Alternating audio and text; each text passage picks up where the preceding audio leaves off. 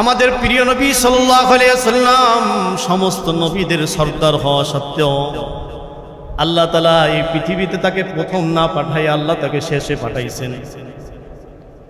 এর হিকমত হলো আমরা দুনিয়ার দিকে তাকাইলে আমরা বুঝতে পারি প্রধান অতিথি যিনি হন তিনি আগে আসেন না পরে আসেন। এই পৃথিবীর বিশ্ববাসীদের জন্য আল্লাহ পাক রব্বুল আলামিন যে মাহফিল সাজাইছেন এই মাহফিলের প্রধান অতিথি হলো মুহাম্মাদুর রাসূলুল্লাহ সাল্লাল্লাহু আলাইহি ওয়াসাল্লাম। এই জন্য এক কবি বলেছেন আখের আমদ নো ফলক মেরাজেও আম্বিয়া ও আউলিয়া মুহতাজেও। তিনি সর্বশেষ আসছেন কিন্তু আল্লাহ পাক রব্বুল আলামিন তেনাকে সমস্ত আসমান ভ্রমণ করাইছেন। কোন নবীকে আল্লাহ তাআলা দুনিয়াতে থাকা অবস্থায় আসমান ভ্রমণ করান নাই, কোন নবী দুনিয়াতে থাকা অবস্থায় আল্লাহ তাআলার দিদার পান নাই। কিন্তু আমার নবী আপনার নবী প্রিয় নবী সাল্লাল্লাহু আলাইহি ওয়াসাল্লাম এই দুনিয়াতে থাকা অবস্থায় আল্লাহ পাক রব্বুল আলামিন তেনাকে দিদার দিয়ে দিয়েছেন। সুবহানাল্লাহ। জান্নাত দেখায় দিয়েছেন, জাহান্নাম দেখায় দিয়েছেন, আরশ দেখায় দিয়েছেন, কুরসি দেখায় দিয়েছেন, লৌহে দেখায় দিয়েছেন, কলম দেখায় দিয়েছেন। সুবহানাল্লাহ। মুসলমান ভাইরা আমার,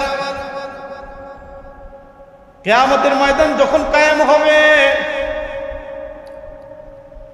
সমস্ত নবীরা পর্যন্ত ইয়া নফসি করতে থাকবে। বুখারী মুসলিম শরীফের লম্বা এক হাদিস আছে, আমি সেই আলোচনায় এখন যাব না। আদম আলাইহিস সালাতু ওয়াস সালাম নফসি নফসি বলতে থাকবে, নূহ আলাইহিস সালাতু ওয়াস সালাম নফসি নফসি বলতে থাকবে, ইব্রাহিম আলাইহিস সালাতু ওয়াস সালাম নফসি নফসি বলতে থাকবে। মুসলমান ভাইরারে আমার, সেদিন একজন নবী শুধু উম্মতি উম্মতি বলবেন, তেনার নাম হইল মুহাম্মাদুর রাসূলুল্লাহ।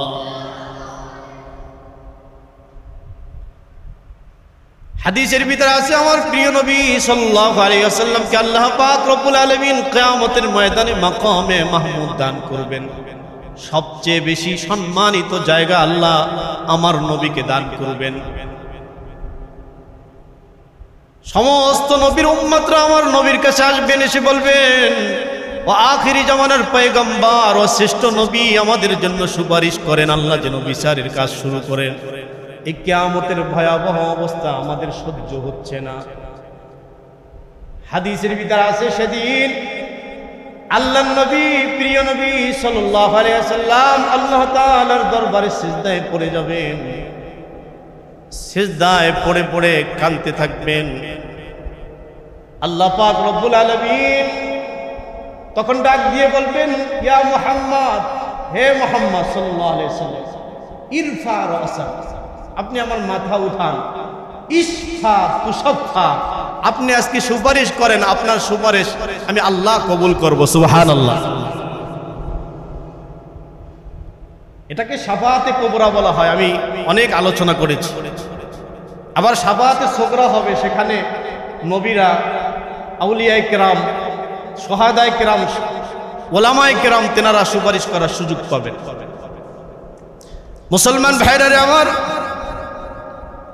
আমার নবীকে আল্লাহ পাক রব্বুল আলামিন সর্বশেষ পাঠিয়েছেন, কিন্তু তার আমার নবীর উম্মতের দামও সমস্ত নবীর উম্মতের থেকে বেশি। সুবহানাল্লাহ। হাদিসের ভিতরে আছে আমার নবী যতক্ষণ পর্যন্ত জান্নাতে না যাবে কোন নবীকে আল্লাহ তাআলা জান্নাতে যাওয়ার পারমিশন দিবেন না। আমার নবীর উম্মত যতক্ষণ পর্যন্ত জান্নাতে না যাবে কোন নবীর উম্মতকে আল্লাহ জান্নাতে যাওয়ার পারমিশন দিবেন না। সুবহানাল্লাহ। মুসলমান ভাইরারে আমার, কোন নবীর উম্মত হলাম, কেমন নবীর উম্মত হলাম, এটা আমাদের বোঝা দরকার। মুসলমান ভাইরারে আমার, পৃথিবীতে অসংখ্য নবী আসছেন, এক এক নবী এক এক গোত্রের জন্য আসছেন, এক এক এলাকার জন্য আসছেন, এক এক দেশের জন্য আসছেন। আর আমার মালিক বলেছেন ওয়ামা আরসালনাকা ইল্লা কাফাতাল লিন-নাসি বাশীরান ওয়া নাযীরা। অন্য এক আয়াতের ভিতরে বলেন কুল ইয়া আইয়ুহান নাস ইন্নী রাসূলুল্লাহি ইলাইকুম জামিআ, হে মানব সম্প্রদায়, আমি সমস্ত মানব জাতির জন্য আমি রাসূল। সুবহানাল্লাহ বলেন। আমার নবী মক্কার জমিনে আসছেন, মদিনার জমিনে হিজরত করেছেন, কিন্তু তিনি পুরা কায়নাতের সমস্ত মানুষের নবী। আপনি বলতে পারেন যে হুজুর তাহলে ইহুদিদের জন্য নবী? হ্যাঁ, ইহুদিদের জন্য নবী। খ্রিস্টানদের জন্য নবী? হ্যাঁ, খ্রিস্টানদের জন্য নবী। হিন্দুদের জন্য নবী? হ্যাঁ, আমাদের নবী হিন্দুদের জন্য নবী। পৌত্তলিক, বৌদ্ধ সকলের জন্য আমার নবী। আমার নবী সকলের নবী। কথা বুঝাইতে পারছি কিনা? উলামায়ে কেরাম বলেন উম্মত দুই ধরনের হয়, একটা হলো উম্মতে ইজাবা আর একটা হলো উম্মতে দাওয়া।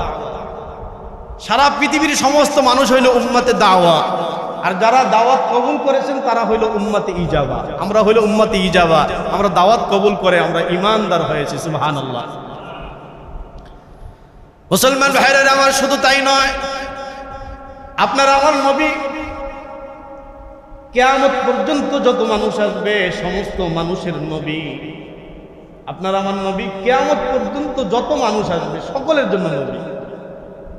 কথা বুঝাইতে পেরেছি কিনা? এক জমানায় এমন ছিল, নবীরা আসতেন, নবী দুনিয়ার থেকে চলে যাওয়ার পরে তার নবুয়তির দরজা বন্ধ হয়ে যাবে। এক নবী আসছেন, আর এক নবী আসার সাথে সাথে ওই নবীর নবুয়তির দরজা বন্ধ হয়ে যেত। কিন্তু আমার নবী কিয়ামত পর্যন্ত নবী। সুবহানাল্লাহ বলেন। আমার নবীর পরে কোনো নবী নাই, আমার নবীর পরে কেউ নবী হতেও পারে না। কথা ঠিক না ঠিক বলেন? এইটাকে বলে খতমে নবুয়তের বিশ্বাস। আমি দুই কথায় খতমে নবুয়তের বিশ্বাস সম্পর্কে দুইটা আলোচনা করব। আমার নবী বলেছেন আনা খাতামুন নবিয়্যিন, আমি শেষ নবী, লা নবিয়্যা বাদি, আমার পরে আর কোন নবী দুনিয়াতে আসবে না। আমার নবী শেষ নবী, আমার নবীর পরে কোন নবী আসবে? আল্লাহ পাক রব্বুল আলামিন কোরআনুল কারীমের ভিতরে বলেছেন, মা কানা মুহাম্মাদুন আবা আহাদিম মির রিজালিকুম ওয়ালাকিন রাসূলুল্লাহি ওয়া খাতামান নবিয়্যিন। আল্লাহ পাক রব্বুল আলামিন এখানেও আমার নবীকে শেষ নবী বলে সম্বোধন করেছেন। আমার নবীর পরে যদি কেউ নবুয়তি নিজেকে দাবি করে তাহলে সে দাজ্জাল, কাজ্জাব। কথা ঠিক না ঠিক বলেন? হাদিসের ভিতরে আছে, আমার নবী বলেন, ও আমার উম্মাহ সাবধান থাইকো, এই দুনিয়ার ভিতরে, দুনিয়ার থেকে যখন আমি মুহাম্মাদুর রাসূলুল্লাহ চলে যাব, 30 জনের মতো মিথ্যুক, দাজ্জাল, কাজ্জাব নিজেকে নবুয়তি দাবি করবে। আল্লাহর নবী দুনিয়ার থেকে চলে যাওয়ার পরে মুসাইলামাতুল কাজ্জাব নামক একজন কাজ্জাব নিজেকে নবুয়তি দাবি করেছিল। হযরতে আবু বকর সিদ্দিক রাদিয়াল্লাহু তাআলা আনহু তার বিরুদ্ধে তরবারি ধরেছিলেন। আবু বকর সিদ্দিক রাদিয়াল্লাহু তাআলা আনহু ওই কাজ্জাবকে হত্যা করে দিয়েছিল। সুবহানাল্লাহ। বর্তমান জমানায় কোনো কাজ্জাব নাই, কি বলেন? আছে না? কাদিয়ানি, গোলাম আহমদ কাদিয়ানি একটা বড় একটা ফিতনা। এই গোলাম আহমদ কাদিয়ানি নিজেকে আমার নবীর পরেও নিজেকে নবী দাবি করেছে, নাউজুবিল্লাহ বলেন। এবং সে বলেছে আমার উপরে ওহী নাজিল হয়। কেউ যদি বলে আমার উপরে ওহী নাজিল হয়, তার ঈমান থাকবে? বলেন। আমার নবীকে যেই ব্যক্তি খতমে নবুয়ত না মানবে তার ঈমান থাকবে না, ইসলামে থাকার তার কোনো অধিকার। অথচ আমরা এই বাংলাদেশের বিভিন্ন অঞ্চলে দেখি, কাদিয়ানীদের মসজিদ, আহমদিয়া মুসলিম জামাত নামক তেনারা বিভিন্ন আস্তানা গড়তেছে। আমরা যখন বিভিন্ন সরকারের কাছে আবেদন করলাম যে কাদিয়ানীদেরকে অমুসলিম ঘোষণা করা হোক, তারা বলে যে আপনারা হুজুররা, মোল্লা মৌলবীরা, ইসলামরা আপনারা মিলাজিলা থাকতে পারেন না। আমরা বলি যে আমরা হিন্দুদের সাথে একই দেশে মিলাজিলা থাকবো, আমাদের কোনো আপত্তি নাই। আছে কোনো আপত্তি? কেননা হিন্দুদের বিশ্বাস আমাদের বিশ্বাস। তারা মুসলিম দাবি করে, মূর্তি পূজা করে না, তাদের ধর্ম মত অনুযায়ী তারা মূর্তি পূজা করে। কথা ঠিক না ঠিক বলেন? কিন্তু মুসলিম দাবি করে আমার নবীকে যদি কেউ শেষ নবী না মনে করে তাদেরকে আমরা মুসলিম মনে করি না। আমরা বলি কাদিয়ানীদেরকে আপনারা কাফের ঘোষণা দিয়ে দেন, তারা ভিন্ন একটা স্বতন্ত্র জাতি হিসাবে বাংলাদেশে থাকুক, মুসলিম পরিচয় বাংলাদেশে থাকার তাদের কোনো অধিকার নাই। কথা ঠিক নেবে, ঠিক বলেন? পাকিস্তানে কাদিয়ানীদের বিরুদ্ধে আন্দোলন হয়েছিল, সেখানে 10,000 মুসলমান শাহাদাত বরণ করার মাধ্যমে রাষ্ট্রীয়ভাবে পাকিস্তানে কাদিয়ানীদেরকে অমুসলিম ঘোষণা করা হয়েছে। মধ্যপ্রাচ্যের সমস্ত মুসলিম রাষ্ট্রগুলোতে কাদিয়ানীদেরকে কাফের ঘোষণা করা হয়েছে। এমনকি ওআইসির পক্ষ থেকে সমস্ত মুসলিম নেতারা এক বাক্যে বলেছেন কাদিয়ানীরা কাফের। রাবেতায়ে আলমে ইসলামের পক্ষ থেকে সমস্ত ওলামায়ে কেরাম এক বাক্যে বলেছেন কাদিয়ানীরা কাফের। এমনকি কাদিয়ানীদের মক্কা মদিনায় প্রবেশ নিষেধ করা হয়েছে, কাদিয়ানীরা মক্কা মদিনায় যেতে পারে না। মুসলমান ভাইরা আমার, আমরা জানি না যেই সরকার যখন আসে তখন কাদিয়ানীদেরকে তারা কেন প্রশ্রয় দেয়। আমরা মনে করি বাংলাদেশ দ্বিতীয়বার স্বাধীন হয়েছে, মুসলমানের প্রাণের দাবি, কাদিয়ানীদেরকে কাফের অনতিবিলম্বে ঘোষণা করতে হবে। কথা ঠিক না বলে? কাদিয়ানীরা কাফের হিসাবে থাকবে। হিন্দুরা যেমন সংখ্যালঘু হিসাবে দেশে বসবাস করে, কাদিয়ানীরা সংখ্যালঘু হিসাবে বসবাস করবে, কিন্তু মুসলিম পরিচয় দিয়ে মসজিদ বানাইবে সেটা তাদের পক্ষে সম্ভব হবে না। আমরা সেটা করতে দিব। আল্লাহ আমাদেরকে বুঝবার মতো তৌফিক নসিব করেন। মুসলমান ভাইরারে আমার, আপনার আমার প্রিয় নবী সাল্লাল্লাহু আলাইহি সাল্লামকে আল্লাহ পাক রব্বুল আলামিন অনেক নিয়ামত দান করেছেন। সেই নিয়ামতগুলোর ভিতরে একটা নিয়ামত হলো আল্লাহর নবী বলেন জুইলাত লিয়াল আরদু মাসজিদাও ওয়া তাহুরা। আপনার আমার প্রিয় নবী সাল্লাল্লাহু আলাইহি সাল্লামের পূর্বে যত উম্মত ছিল তারা নামাজ পড়ার জন্য নির্দিষ্ট জায়গায় যেতে হতো। কোথায় যেতে হতো? মসজিদে যেতে হইতো।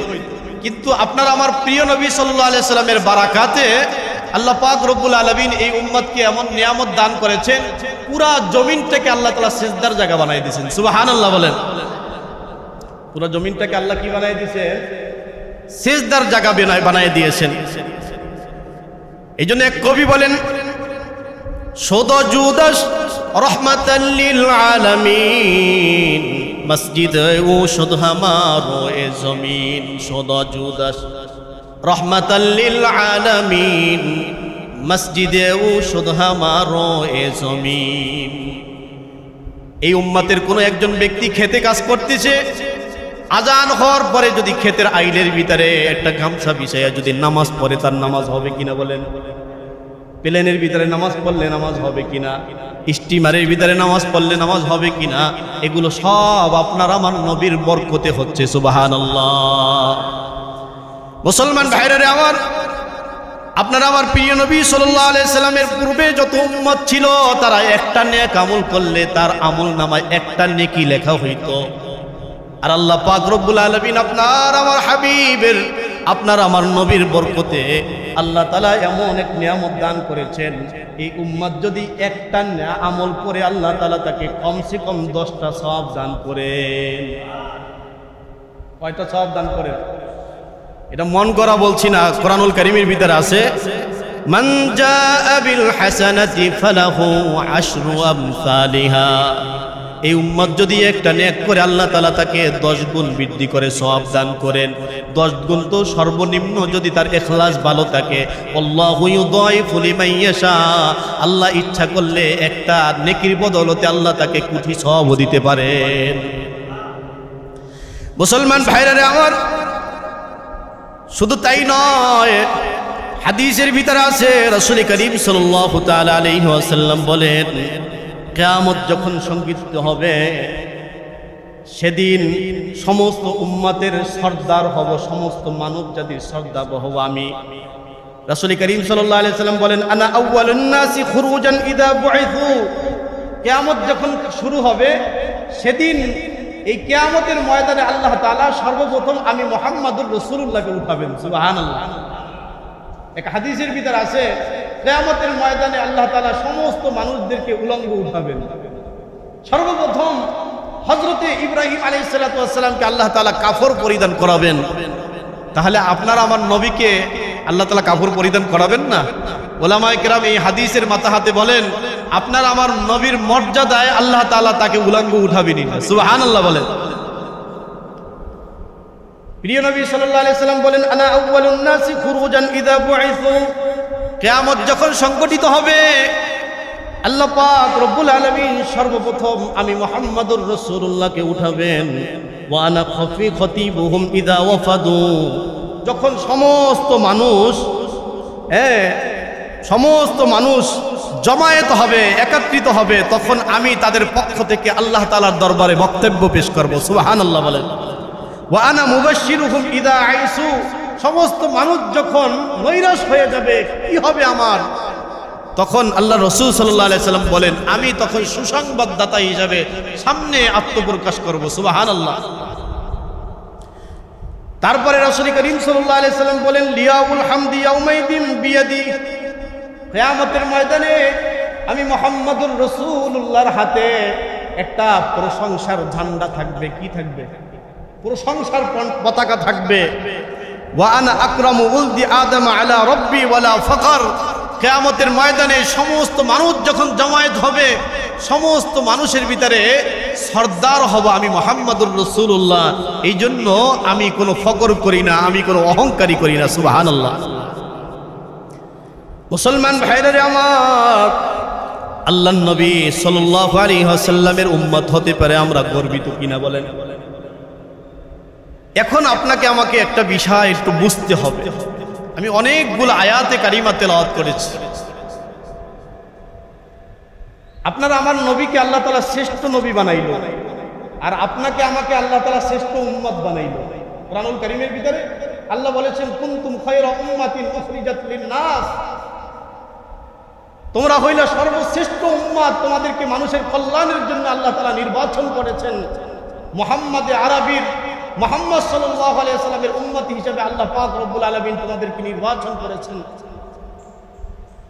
আমরা শ্রেষ্ঠ উম্মত হলাম, আর আমাদের নবী শ্রেষ্ঠ নবী হলেন। মুসলমান ভাইরা আমার, আমাদের নবী শ্রেষ্ঠ নবী হয়েছেন কিভাবে? রাসূল করিম সাল্লাল্লাহু আলাইহি ওয়াসাল্লাম বলেন, হে আমার সাহাবারা শোনো, সমস্ত নবীরা আল্লাহ তাআলার দ্বীনের জন্য কষ্ট করেছে। সাহাবারা জিজ্ঞাসা করেছেন, আল্লাহর রাসূল আপনি তো কষ্ট করেছেন, আপনার কষ্টের পরিমাণ কেমন? আল্লাহর নবী বলেন, ও আমার সাহাবারা শোনো, সমস্ত নবীরা যেই পরিমাণ কষ্ট করেছে তার থেকে বেশি কষ্ট আমি মুহাম্মদুর রাসূলুল্লাহ দ্বীনের জন্য করেছি। সুবহানাল্লাহ। দ্বীনের জন্য আপনারা আমার নবী কষ্ট করছেন কিনা বলেন? কি পরিমাণ কষ্ট করেছেন, যেটা ভাষায় প্রকাশ করার মতো নয়। মুসলমান ভাইরা আমার, আজকে কিছু মানুষ আমার নবীকে বুঝে না। আমার নবীর শুধু জন্ম নিয়ে আর মিলাদ নিয়ে তারা পড়ে আছে। অথচ আমার নবী এই দুনিয়াতে কেন আসলো, কি জন্য আসলো, তার কর্মসূচি কি, তার কাজ কি, সেটা তারা জানে না, বোঝে না, বোঝার চেষ্টাও করে না। তাদের কর্মসূচি আর তাদের কাজ কর্ম দেখলে মনে হয় রাসূল শুধু তার মিলাদকে প্রতিষ্ঠিত করার জন্য দুনিয়াতে আসছেন, আর কোনো কাজ রাসূলের ছিল না। ও আমার ভাইয়েরা, আপনার আমাদের বন্ধু, আপনাদের সাথে আমাদের কোনো শত্রুতা নাই, মারামারি নাই, কাটাকাটি নাই। একটু দিল দিয়ে কথাগুলো বুঝবেন। যদি রাসূল তার জন্ম প্রতিষ্ঠা করার জন্য আসতো, তাহলে আবু লাহাব, আবু জাহাল, উতবা, সাইবা, এই কাফেরদের সাথে তার কোনো সংঘর্ষ ছিল না। কথা ঠিক না বেটি? এই কাফেরদের সাথে কোনো কি ছিল না, কোনো সংঘর্ষ তার ছিল না। কেননা রাসূল করিম সাল্লাল্লাহু আলাইহি ওয়াসাল্লাম যেদিন জন্ম হয়েছে সেদিন আবু জেহেলও খুশি ছিল, সেদিন আবু লাহাবও খুশি ছিল। কথা ঠিক না ঠিক বলেন? আবু লাহাব খুশি হয়ে তার বাদী সুয়াইবাকে তিনি মুক্ত করে দিয়েছিলেন। বলছেন, তোমাকে আমি মুক্ত করে দিলাম, আমার ভাতিজা হয়েছে, আমার ইয়েতিম, আমার ভাই যিনি মারা গেছেন তার সন্তান হয়েছে, আমি খুশি হয়ে তোমাকে আজাদ করে দিলাম। এত বেশি খুশি হয়েছেন। কিন্তু মুহাম্মদুর রাসূলুল্লাহ যখন দ্বীনের কথা এই আবুল আহাবের কথা বলছিলে, এই আবুল আহাব তুমি আল্লাহকে মানো, শিরকি বাদ দাও, আল্লাহকে সিজদা করো, এই জমিনের মালিককে সিজদা করো, সেদিন আবুল আহাব বলেছিলেন তাব্বান লাকা লিহাযা দাআউতানা, হে মুহাম্মদ তুমি ধ্বংস হয়ে যাও, এই জন্য তুমি আমাদেরকে দাওয়াত দিতে ডাকছো। নাউজুবিল্লাহ বলেন। আর আল্লাহ পাক রব্বুল আলামিন সেই পরিপ্রেক্ষিতে একটা সূরা নাজিল করে দিয়েছেন, সূরার নাম হলো সূরা লাহাব। কথা ঠিক না ঠিক? তাহলে জন্ম প্রতিষ্ঠার জন্য যদি রাসূল আসতেন তাহলে আবুল আহাব তো রাসূলের উপরে বেজার হওয়ার কথা ছিল না। তাহলে রাসূল আসলেন কেন? আল্লাহ পাক রব্বুল আলামিন কুরআনুল কারীমের সূরা সফের 9 নম্বর আয়াতের ভিতরে বলেছেন, সূরা তাওবার 33 নম্বর আয়াতের ভিতরে বলেছেন, হুয়াল্লাযী আরসালা রাসূলাহু বিল হুদা, তিনি ওই সত্তা, তিনি তার রাসূলকে হেদায়েত নিয়ে দুনিয়াতে পাঠিয়েছেন, ওয়াদ্দীনিল হক, এবং সত্য ধর্ম নিয়ে দুনিয়াতে পাঠিয়েছেন। কেন পাঠিয়েছেন? লিইউযহিরাহু আলাদ্দীনি কুল্লি, পৃথিবীর সমস্ত মত পথের উপরে, সমস্ত ধর্মের উপরে ইসলামকে বিজয় করার জন্য পাঠিয়েছেন। কি করার জন্য পাঠিয়েছেন? ইসলামকে বিজয় করার জন্য পাঠিয়েছেন। ইসলামের বিজয় কিভাবে হবে? ইসলামের বিজয় বছরে একদিন 12ই রবিউল আউয়াল রাসূলের মিলাদ নিয়ে একটা মিছিল করে দিলে ইসলামের বিজয় হবে না। ইসলামের বিজয় হবে ইসলামকে পূর্ণাঙ্গভাবে মুসলমান যখন তার জীবনে ধারণ করবে। কথা ঠিক না ঠিক বলে? সাহাবায়ে কেরাম রাদিয়াল্লাহু তাআলা আনহুম ইসলামকে জীবনের থেকে বেশি নিজের জীবনে ধারণ করেছিল। ইসলামের অনুশাসন অনুকরণ তেনাদের ভিতরে ছিল। এই জন্য তেনাদের জমানায় ইসলাম আল্লাহ তাআলা প্রতিষ্ঠিত করে দিয়েছিলেন। মুসলমান ভাইরা আমার, এই জন্য ইসলামের সৌন্দর্য মানুষের সামনে তুলে ধরতে হবে। রাসূল করিম সাল্লাল্লাহু আলাইহি সাল্লাম একটা কালেমা নিয়ে কাফেরদের কাছে গিয়েছিলেন।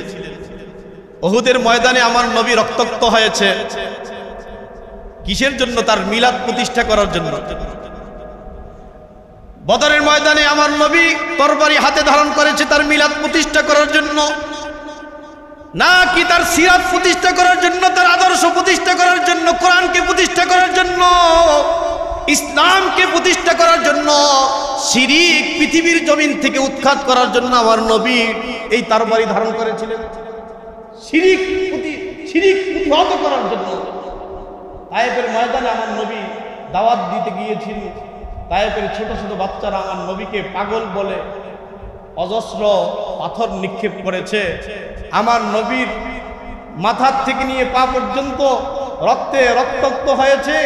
রক্তগুলো যখন ঝরঝর করে জমিনের ভিতরে পড়বে, এমত অবস্থায় আল্লাহ পাক রব্বুল আলামিন জিবরাইলকে পাঠিয়ে দিয়েছেন, জিবরাইল যাও, আমার হাবিবের যদি এক ফোঁটা রক্ত যদি এই জমিনের ভিতরে পড়ে, আমি আল্লাহর ইজ্জতের কসম এই পৃথিবীবাসীকে আমি বাঁচায় রাখবো না, পৃথিবীবাসীকে আমি ধ্বংস করে দিব।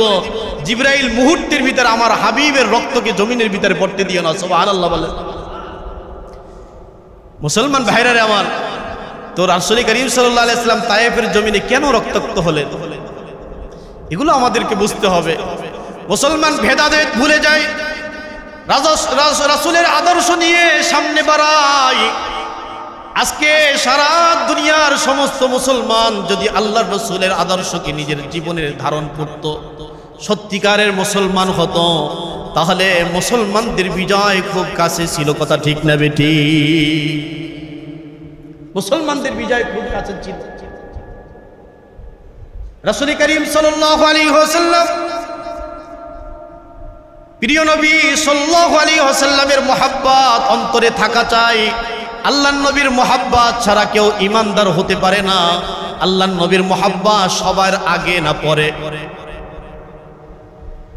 আন-নাবিয়্যু আওলা বিল মুমিনিনা মিন আনফুসিহিম ওয়া আজওয়াজিহিম, আমার নবীর মুহাব্বত, আমার নবীর ভালোবাসা নিজের জীবনের থেকে বেশি হইতে হবে না, কম হইতে হবে। জোরে বলেন। নিজের জীবনের থেকে আমার নবীর ভালোবাসা কি হইতে হবে?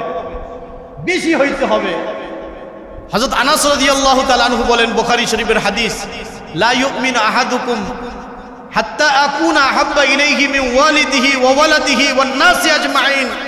নিজের জীবনের থেকে, নিজের সন্তানের থেকে, সারা পৃথিবীর সমস্ত কিছুর থেকে রাসূলকে যতক্ষণ পর্যন্ত বেশি ভালো না বাসবে ততক্ষণ পর্যন্ত প্রকৃত ঈমানদার হতে পারবে। রাসূলকে বেশি ভালোবাসার অর্থ কি? হাতের ভিতরে তাসবিহ নিয়ে এক ব্যক্তি জিকির করতেছে আর বলতেছে আমার স্ত্রীকে আমি বেশি ভালোবাসি, আমার স্ত্রীকে আমি বেশি ভালোবাসি। প্রতিদিন সে 1000 বার জিকির করে। কয় হাজার বার জিকির করে? কিন্তু স্ত্রী যখন বলে যে আমার পেটে ক্ষুধা লাগছে, আমাকে কিছু খাদ্য দাও, তখন বলে খাদ্য দিতে পারবো না। স্ত্রী যখন বলে তোমার অনেক টাকা পয়সা আছে, আমাকে সুন্দর বাসস্থানের ব্যবস্থা করে করে দিতে পারবো না। স্ত্রী যখন বলে আমাকে নিয়ে একটু ঘুরতে যাও, বলে ঘুরতে যাইতে পারবো না। এই ব্যক্তি মুখে মুখে বলল আমি আমার স্ত্রীকে ভালোবাসি, সে কি প্রকৃতভাবে স্ত্রীকে ভালোবাসে? তেমনি ভাবে এই পৃথিবীর জমিনে কিছু মানুষ আছে যারা কথায় কথায় নিজেকে আশেক রাসূল বলে, কথায় কথায় আশেক রাসূল, কিন্তু তার মুখের দিকে তাকাইলে রাসূলের সুন্নাতের ঘ্রাণ পাওয়া যায় না, রাসূলের আদর্শের ঘ্রাণ পাওয়া যায় না। রাসূল করিম সাল্লাল্লাহু আলাইহি সাল্লাম তার ইন্তেকালের পূর্বে সর্বশেষ যেই কথা বলেছিলেন, আসসালাত আসসালাত ওয়া মা মালাকাত আইমানুকুম, ও আমার উম্মত নামাজ নামাজ এবং তোমাদের অধীনস্থদের ব্যাপারে তোমরা সতর্ক থাকবে। তো সেই রাসূলের করিম সাল্লাল্লাহু আলাইহি সাল্লামের নামাজের সে ধাস ধরে না, নামাজ লাগে না আশেক রাসূল। এখন তো বর্তমানে আরেক দল আশেক রাসূল আছে যেটা বললে আপনি আশ্চর্য হয়ে যাবেন। মুসলমান ভাইরা আমার, ভালোবাসা এটা মুখে বলে হয় না, ভালোবাসা এটা কর্মের দ্বারা হয়। কথা ঠিক না ঠিক বলেন? কাউকে জিজ্ঞাসা করা হয়েছে তুমি মেসির মতো মেসির পোশাক পরেছে কেন? বলে আমি মেসির আর্জেন্টিনাকে ভালোবাসি। কথা ঠিক না ঠিক বলেন? অমুক নায়কের মতো সে চুলের কাটিং দিয়েছে, বলা হয়েছে তুমি এই কাটিং দিয়েছো কেন? বলে আমি অমুক নায়ককে আমি খুব ভালোবাসি, আমার পছন্দের নায়ক মুহাম্মাদুর রাসূলুল্লাহকে যদি কেউ ভালোবাসে তার সুরাত সিরাত মুহাম্মাদুর রাসূলুল্লাহর মতো হবে। কথা ঠিক না ঠিক বলেন? তার দিকে তাকাইলে বোঝা যাবে সে সচ্চা মুহাম্মাদুর রাসূলুল্লাহর আশেক। তার মুখ ভরা দাড়ি থাকবে, তার মাথার ভিতরে মুহাম্মাদুর রাসূলুল্লাহর সুন্নাত থাকবে। সে পর্দার খেলাফ কিছু করবে না, হালাল হারাম তমিজ করে খাবে। নামাজ তার দ্বারা তাকবীরুল্লাহ কামাই হবে না। সত্যিকারের সে আশেক রাসূল হয়ে যাবে। কথা ঠিক না ঠিক বলেন? জবান দ্বারা মিথ্যা কথা হবে না, গীবাত হবে না, শিকায়াত হবে না। মুহাম্মাদুর রাসূলুল্লাহর আদর্শ তার জীবন বানায় ফেলবে। মুসলমান ভাইরা আমার, সাহাবায়ে কেরাম রাদিয়াল্লাহু তাআলা আনহুম রাসূলের আদর্শ লালন করতেন। কেমন আদর্শ লালন করতেন, কেমন ভালোবাসা সাহাবাদের ভিতরে ছিল, একটু দুই একটা উদাহরণ দিলে আপনারা বুঝবেন। আল্লাহর নবীর সাহাবী, নাম তার আব্দুল্লাহ ইবনে ওমর। এই আব্দুল্লাহ ইবনে ওমর রাদিয়াল্লাহু তাআলা আনহু রাসূলের ইন্তিকালের পরে একবার মদিনার থেকে তিনি মক্কায় যাচ্ছেন হজের জন্য। পথিমধ্যে যাচ্ছেন, হঠাৎ করে তিনি তেনার কাফেরার লোকদেরকে বলতেছেন, ভাইয়েরা থামেন, আমার একটু হাজতের জন্য আমার একটু অপেক্ষা করতে হবে। আব্দুল্লাহ ইবনে ওমর রাদিয়াল্লাহু তাআলা আনহু উটের পিঠের থেকে নামলেন। কিছু সময় তিনি হাজত সারার ভান ধরে বসেছিলেন। কিছু সময় পরে তিনি উঠে আবার উটের পিঠে চড়ে বলতেছেন চলো। তার সাথীরা জিজ্ঞাসা করলেন, হে আল্লাহর নবীর সাহাবী, কিছুই বুঝলাম না, আপনি এখানে হাজত সারার ভান ধরে কিছু সময় বসলেন, আবার চলা শুরু করলেন, কারণটা কি? আব্দুল্লাহ ইবনে ওমর চোখের পানি ছেড়ে বলতেছেন, আল্লাহর নবীর বিদায় হজের সময় আমি তার সফর সঙ্গী ছিলাম। আমার নবীকে আমি এই জায়গায় এসে তেনার উটকে দাঁড়াতে দেখছিলাম, দাঁড় করে রাখতে দেখেছিলাম এবং তেনাকে হাজত সারতে দেখেছিলাম। আমার নবী যেমনি ভাবে কিছু সময়ের জন্য এখানে হাজত সারার জন্য এখানে বসছেন, আমার যদিও হাজতের প্রয়োজন নাই, তারপর আমি আমার নবীর অনুসরণে বসলাম। সুবহানাল্লাহ। আব্দুল্লাহ ইবনে ওমর আবার সামনে চলতেছেন। অনেক দূর যাওয়ার পরে তেনার সাথী সঙ্গীদেরকে বলতেছেন, ও আমার সাথী সঙ্গীরা শোনো, একটু সময় তোমরা একটু দাঁড়াও, আমার একটু কাজ আছে, আমার জন্য একটু বিছানা বিছাও। তেনার জন্য যখন বিছানা বিছানো হলো, আব্দুল্লাহ ইবনে ওমর সেই বিছানার ভিতরে কিছু সময় ঘোরাঘুরি করলেন, আবার উঠে বললেন চলতে থাকো, চলো। সাহাবারা জিজ্ঞাসা করেছেন, সাথীরা জিজ্ঞাসা করেছেন, ও আল্লাহর নবীর সাহাবী, কি কারণে আপনি কিছু সময় ঘোরাঘুরি করলেন? আব্দুল্লাহ ইবনে ওমর বললেন, আমার নবী, আমার প্রিয় নবী সাল্লাল্লাহু আলাইহি ওয়াসাল্লামকে এই জায়গায় কিছু সময় বিশ্রাম নিতে আমি দেখেছি। সুবহানাল্লাহ। কি পরিমাণ অনুসরণ তেনাদের কাছে ছিল, কি পরিমাণ অনুসরণ তেনাদের কাছে ছিল। মুসলমান ভাইরা রে আমার, কি পরিমাণ রাসূলকে তেনারা ভালোবাসতেন। হুদায়বিয়ার সন্ধির সময় একজন সাহাবী, তিনি তখনও মুসলমান হন নাই, তার নাম হইল উরওয়া ইবনে মাসউদ। নাম কি বলেছি বলেন? উরওয়া ইবনে মাসউদ। এই সাহাবী একজন মক্কার পণ্ডিত ছিলেন, তেনার ব্যবসা বাণিজ্য ছিল। তিনি সিরিয়া, রোম, পারস্য বিভিন্ন জায়গায় তিনি ব্যবসার জন্য যাইতেন। বিভিন্ন রাজ দরবারে তিনি গিয়েছেন। কাফেররা তেনাকে পাঠাইছেন যে তুমি আমাদের ভিতরে একজন সচেতন মানুষ, মুহাম্মদুর রাসূলুল্লাহর সাথে কিছু সময় কথা বলে আসো, তেনার সাথে একটা চুক্তি হওয়া দরকার। উরওয়া ইবনে মাসউদ তিনি বর্ণনা করেন, হাদিসের ভিতরে আছে, তিনি বলেন, আমি যখন মুহাম্মদুর রাসূলুল্লাহর কাছে গেলাম, কিছু সময় পরে আমি মুসলমান হতে বাধ্য হলাম। সুবহানাল্লাহ বলেন।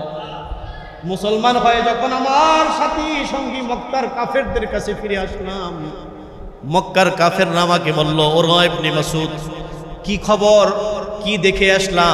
উরওয়া ইবনে মাসউদ বলতেছে, আমি মুসলমান হয়ে আসছি, আমি মুহাম্মদুর রাসূলুল্লাহর দলের অন্তর্ভুক্ত হয়ে গেছি। সুবহানাল্লাহ। কাফেররা জিজ্ঞাসা করলো, ও উরওয়া ইবনে মাসউদ, তুমি কেমন মুসলমান হলা? উরওয়া ইবনে মাসউদ তখন বলেছিল, ও কাফেররা শোনো, আমি রোমের বাদশার কাছে গিয়েছি, পারস্যের বাদশার কাছে গিয়েছি, সিরিয়ার বাদশার কাছে গিয়েছি, কিন্তু কোন বাদশার সহচরদেরকে, কোন বাদশার অধীনস্থদেরকে এমন সম্মান করতে দেখি নাই যেমন সম্মান মুহাম্মদুর রাসূলুল্লাহকে তার উম্মতরা করতেছে। সুবহানাল্লাহ। কেমন সম্মান? বলে, আমি তাকায় তাকায় দেখতেছি মুহাম্মদুর রাসূলুল্লাহ যখন কোনো থুতু নিক্ষেপ করে, তখন তার সাহাবারা দুইটা হাত পেতে দেয়, আর ওই থুতুটা হাতের ভিতরে নিয়ে দুই হাতের ভিতরে ডলা দিয়ে নিজের চেহারার ভিতরে মালিশ করতে থাকে। সুবহানাল্লাহ বলেন। আপনারা আমার নবীর থুতুর ভিতরে আল্লাহ পাক রব্বুল আলামিন 40,000 রোগের শেফা রেখেছিলেন। সুবহানাল্লাহ। দুনিয়ার কোন মানুষের থুতুর ভিতরে এত বরকত আছে কি বলেন? মুসলমান ভাইরা রে আমার, তিনি বলেন যে মুহাম্মদুর রাসূলুল্লাহকে দেখলাম তিনি উযু করতেছেন, কিন্তু তার উযুর পানি তার সাত সঙ্গীরা ফেলে দিতে দিচ্ছে না, তারা হাত পেতে উযুর পানিগুলো নিচ্ছে আর নিজেরা ওই উযুর পানিগুলো খেয়ে ফেলছে। সুবহানাল্লাহ বলেন। এত পরিমাণ মুহাব্বত রাসূল করিম সাল্লাল্লাহু আলাইহি সাল্লামকে তেনারা করতেন। এত মুহাব্বত করা সত্ত্বেও রাসূলের অনুসরণের ক্ষেত্রে, অনুকরণের ক্ষেত্রে বিন্দু মাত্র তেনাদের ভিতরে কোনো কমি ছিল না। সুবহানাল্লাহ বলেন। বিন্দু মাত্র কোনো কমি ছিলেন না। আল্লাহ আমাদেরকে বুঝবার মতো তৌফিক নসিব করেন। মুসলমান ভাইরা রে আমার, আমরা মিলাদেও বিশ্বাসী, আমরা রাসূল করিম সাল্লাল্লাহু আলাইহি সাল্লামের সিরাতেও বিশ্বাসী। কথা ঠিক নেবে ঠিক? মিলাদে বিশ্বাসী মানে রাসূলের জন্মে আমরা বিশ্বাসী, আগমনে বিশ্বাসী। কোন মুসলমান রাসূলের জন্মে বিশ্বাসী না হয়ে পারে বলে, বরঞ্চ রাসূলের জন্মে আমরা অনেক বেশি খুশি। কথা ঠিক নেবে ঠিক বলে?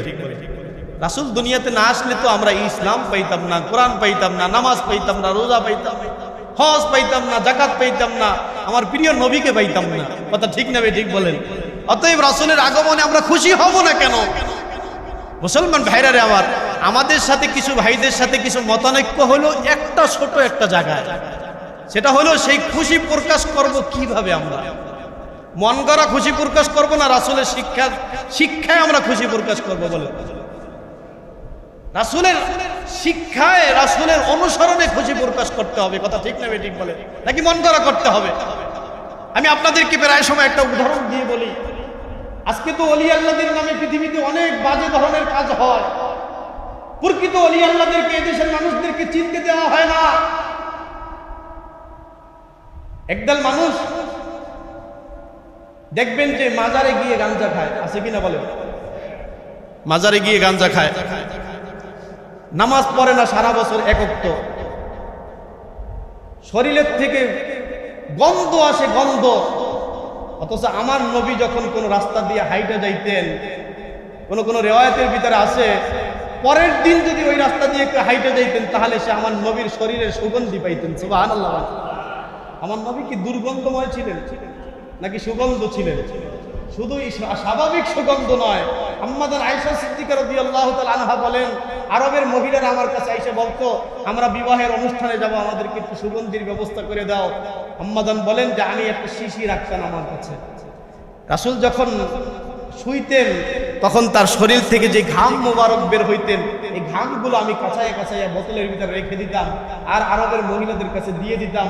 তেনারা ওইগুলো নিয়ে তেনাদের পুরুষদেরকে দিতেন, তারা ব্যবহার করত। দুনিয়ার সমস্ত সুগন্ধির থেকে বেশি সুগন্ধময় হয়ে যেত। সুবহানাল্লাহ বলেন। তাহলে সারা বছর নামাজ নাই, গাঞ্জা খায়, চুলের ভিতরে জট পরাইয়া পাগল ভেষ ধরে, এগুলো আসলে মূল মানে জাতে পাগল তালে ঠিক, কথা একটা আছে না, জাতে পাগল তালে ঠিক। এগুলো তালে ঠিক আছে, কথা বলে দেখবেন যে দুনিয়ার সব কিছু বুঝে, পাগল ভেষ ধরছে। অনেকে আছে 2-4-5টা খুন করার পরে এখন পাগল বেশে ঘুরতে ঘুরতে কোনো ঘোরার জায়গা পায় না, গাঞ্জা খাওয়ার জায়গা পায় না, ওই মাজারে যাই এখন জায়গা আস্তানা বানাইছে। কথা ঠিক নেবে ঠিক বলে। এরা বলে আশেকে রাসূল, এরা বলে 1 নম্বর সুন্নি, এরা বলে 1 নম্বর সুন্নি। সুন্নি মানে হলো সুন্নাতওয়ালা, যার ভিতরে যত বেশি সুন্নাত সে তত বড় সুন্নি। কথা ঠিক নেবে ঠিক বলেন। আমি বুকে হাত দিয়ে বলতে পারি আমি 1 নম্বরের সুন্নি, কেন আমি সুন্নি মুসলমান। আল্লাহ রসুলের প্রতিটা সুন্নাত আমি মানার জন্য চেষ্টা করি। কথা ঠিক নেবে ঠিক বলেন। মুখে দাবি করলেই সুন্নি হওয়া যায় না, কাজে কর্মে তার সুন্নি হইতে হয়। যেমনি ভাবে বলেছিলাম, স্ত্রীকে ভালোবাসা বললেই ভালোবাসাও তৈরি হয় না, কাজে কর্মে প্রমাণ করতে হয়। সুন্নি হওয়ার জন্য রাসূলের আদর্শ জীবনে ধারণ করে সুন্নাতের প্রকাশ করতে হয়। কথা ঠিক না ঠিক বলেন। মুসলমান ভাইরা আমার, আজকে দেখবেন যে বাংলাদেশের ভিতরে একটা বড় একটা সংঘাত হচ্ছে। সেটা হলো বিভিন্ন জায়গায় মাজার ভাঙ্গা হচ্ছে। আমরা মাজার ভাঙ্গার পক্ষে নয়, কিন্তু মাজারে যেই সমস্ত কুসংস্কার চলে সেটারও আমরা কি নয়, পক্ষে নয়। এখন বলতে পারেন যে হুজুর মাজারের ভিতরে শিরিক হয়, আপনি এটা ভাঙ্গার পক্ষে নয় কেন? আমরা বলি যে মাজারে যারা শিরিক করে তাদেরকে আমাদের আদর্শ দিয়ে তাদের ওই শিরিকি কাজ থেকে আমাদেরকে ফিরাইতে হবে। তাদেরকে কি করতে হবে? যখন তাদেরকে ফিরাইয়ে দিব তারা নিজেরাই বলবে যে এই রকমের শিরিকি আস্থান আমাদের জন্য দরকার নাই। মুসলমান ভাইরা আমার, আমি একটা জিনিস বুঝি না, পৃথিবীর ভিতরে যত আউলিয়ায়ে কেরাম আসছেন, আমরা আউলিয়ায়ে কেরামদেরকে ভালোবাসি, অন্তর দিয়ে আউলিয়ায়ে কেরামদেরকে ভালোবাসি। আউলিয়ায়ে কেরামদের প্রতি শ্রদ্ধা আমাদের অনেক বেশি। শাহজালাল ইয়ামানী রহমাতুল্লাহ আলাইহি আউলিয়ায়ে কেরামের বাংলাদেশের সর্দার ছিলেন। তিনার তাকবীরের ধ্বনিতে গৌর গোবিন্দের তক্ততাজ ভেঙে চুরমার হয়ে গিয়েছিল। কথা ঠিক ঠিক বলেন। তিনি গাঞ্জা খাইয়া আইসা পাগল হয়ে পড়ে থাকেন, তাহলে এই গৌর গোবিন্দের তক্ততাজ কি হইতো না, ভেঙ্গে তছনছ হইতো না। শাহজালাল ইয়ামানী রহমাতুল্লাহ আলাইহি তাহাজ্জুদ গুজার ছিলেন, পাগড়িওয়ালা ছিলেন। শাহজালাল ইয়ামানী রহমাতুল্লাহ আলাইহি জিকিরওয়ালা ছিলেন, দুরুদওয়ালা ছিলেন, সাচ্চা মুসলমান ছিলেন, সাচ্চা রাসূলের আশিক ছিলেন। কথা ঠিক না ঠিক বলেন। এই সমস্ত আউলিয়া কেরামদেরকে আমরা ভালোবাসি কিনা বলেন? কম ভালোবাসি না বেশি ভালোবাসি? আউলিয়া কেরামদেরকে ভালোবাসি, কিন্তু এই আউলিয়া কেরাম তেনারা এই শিরিক মুক্ত করার জন্য পৃথিবীতে যুদ্ধ করেছেন। খাজা মঈনুদ্দিন চিশতি রহমাতুল্লাহ আলাইহি এই ভারতবর্ষের কোটি কোটি মানুষদেরকে মূর্তি পূজার শিরিক থেকে বাঁচাইয়া তেনাদেরকে দ্বীন ইসলামের সঠিক বিষয় তিনি তেনাদেরকে বুঝাইছেন। কথা ঠিক বলেন। কিন্তু তাদের নাম নিয়ে মাজারগুলোতে কি পরিমাণ যে শিরিক হয় এটা আপনি ভাষায় বুঝাইতে পারবেন না। কি পরিমাণ অনৈতিক কাজকর্ম হয়, মদ গাঞ্জা তো এগুলো তো অ্যাভেলেবেল, এই সমস্ত মাজারগুলোতে। শুধু তাই নয়, নারী পুরুষের অবাধ মেলামেশা, যেটা ইসলামে বিলকুল হারাম, সেগুলো এই সমস্ত মাজারগুলোতে হচ্ছে কি হচ্ছে না বলেন? নারী পুরুষের কোন পুরুষ পর নারীর দিকে তাকাইলে হারাম। আবার কিছু কিছু দেখি যে মাজার ভক্ত তেনারা বিভিন্ন গায়নের মাধ্যমে বলে, আরে যারা মানে আউলিয়ার দরবারে চলে যায়, আউলিয়ার দরজা চলে যায়, তাদের জন্য শরীয়ত লাগে না, মনের পর্দা বড় পর্দা। নাউজুবিল্লাহ বলেন। সাহাবায়ে কেরাম রাদিয়াল্লাহু তাআলা আনহুম তেনারা মনের পর্দা বুঝতেন কিনা বলেন? মুসলমান ভাইরা আমার, শুধু তাই নয়, আমরা যেই বিষয়গুলো আমরা দেখছি, অনেক জায়গায় সারা রাত্র মহিলাদেরকে আইনা এই মাজারগুলোতে অশ্লীল গান, শিরিকি গান বাদ্য বাজানো হয়, শিরিকি গান। আমি কিছুদিন আগে এক মাজারের ভিতরে ওরস হচ্ছে, নাউজুবিল্লাহ, সেই ওরসের ভিতরে আমি দেখলাম একজন মহিলা গায়িকা, শুনতেছিলাম, চেহারার দিকে তাকাইতেছিলাম না, শুনতেছিলাম যে সে কি শব্দগুলো বলে। সে একজন ওই মাজারওয়ালাকে উদ্দেশ্য করে বলতেছেন যে তোমার ইচ্ছায় আমি বাঁচি, তোমার ইচ্ছায় আমি মরি, তোমার ইচ্ছায় খাই, তোমার ইচ্ছায় না খাইয়া থাকি। নাউজুবিল্লাহ বলেন। আচ্ছা বলেন, আমরা বাঁচবো কার ইচ্ছায়? আমরা মরবো কার ইচ্ছায়? আমরা খাই কার ইচ্ছায়? আমাদের মৃত্যু কার ইচ্ছায়? কি পরিমাণ শিরিকি হয় বলেন? এই ধরনের শিরিকিগুলো আউলিয়ায়ে কেরাম শিরিকি দূর করার জন্য আসছে, আর আউলিয়ায়ে কেরামের আস্তানাগুলো দখল কইরা শিরিকি কাজ করে মানুষকে ঈমান হারা করছে। আমরা বলবো, যদি তোমরা শিরিকি কাজ করো তাহলে ইসলাম ছাইরা তারপরে করো, আমাদের কোনো আপত্তি নাই। ইসলামের ভিতরে থাইকা শিরিকি করার কোনো সুযোগ। আল্লাহ পাক রব্বুল আলামিন কোরআনুল কারীমের ভিতরে স্পষ্ট বলেছেন, ইন্নাল্লাহা লা ইয়াগফিরু আন ইউশরাকা বিহি ওয়া ইয়াগফিরু মা দুনা যালিকা লিমান ইয়াশা। আল্লাহ পাক রব্বুল আলামিন শিরিক ছাড়া সমস্ত গুনাহ আল্লাহ মাফ করে দেন। ওদের কথাবার্তাগুলোই সব শিরিক। আপনি যদি বলেন নামাজ পড়েন না, এই গাঁজাখোরদেরকে যে আমাদের নামাজ লাগে না, তো তোমরা কি নামাজ পড়ো? তার থেকে বেশি নামাজ পড়ি আমরা, মনের নামাজ পড়ি। নাউজুবিল্লাহ। অথচ রাসূল কারীম সাল্লাল্লাহু আলাইহি ওয়াসাল্লাম মৃত্যুর পূর্বে, কোন সময় বলেন? মৃত্যুর পূর্বে, পূর্ব দিনেও আল্লাহ রাসূল সাল্লাল্লাহু আলাইহি ওয়াসাল্লাম দুইজন সাহাবীর কাঁধের ভিতরে ভর করে, একজন সাহাবী বলেন আম্মাজান আয়েশা সিদ্দিকা রাদিয়াল্লাহু তাআলা আনহাও বলেন যে আমি এখনো কেমন জানি দেখতেছি, মনে হচ্ছে রাসূল কারীম সাল্লাল্লাহু আলাইহি ওয়াসাল্লাম দুইজন সাহাবীর কাঁধের ভিতরে ভরে পাও হেসরাইয়া তারপরে মসজিদের নামাজের জামাতের কাছারে শরীক হয়েছেন। সুবহানাল্লাহ বলেন।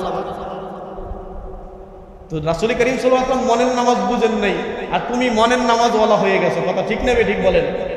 আবার কিছু কিছু সুন্নি ভাইদেরকে দেখি যারা এত বেশি শিরিকি করে না, কিন্তু শিরিকি গানের উদ্বোধন করে। আবার কিছু সুন্নি ভাইরা এরা মাজারে যাইয়া এইভাবে সেজদা করে না।